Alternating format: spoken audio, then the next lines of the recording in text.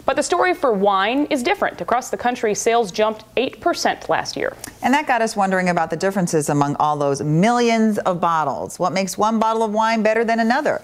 Jason DeRusha was all too happy to answer this good question. All right, let's open something else. All right. I promise you people, I don't normally start drinking before noon. This is outstanding. Is there a substantive difference between a good wine and a bad wine, or is it just all relative depending on your taste? There is a huge difference between good wine and bad wine. Bill Sommerville is a partner at Belle Vie and one of the judges for the Minnesota Food and Wine Experience. Number one, the most important thing, do you like drinking it?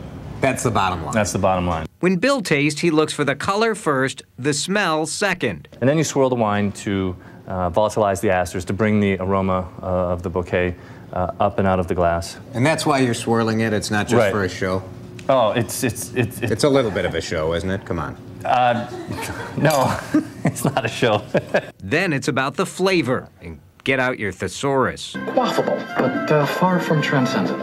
It smells like a little bit of a honeydew or kind of a melony. Exactly. Just a flutter of like a nutty Edam cheese. So what makes this bottle of red a better wine than, say, some, $2 bottle of red wine?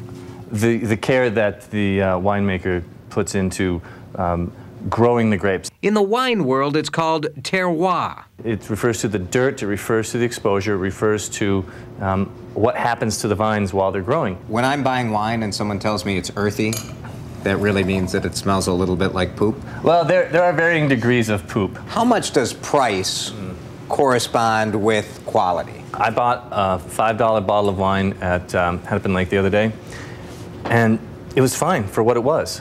I wanted a wine to drink. I am not drinking any Merlot. Always talk about price, and be a little willing to go above and be a little willing to go below what you want to spend, because you'll find some surprises.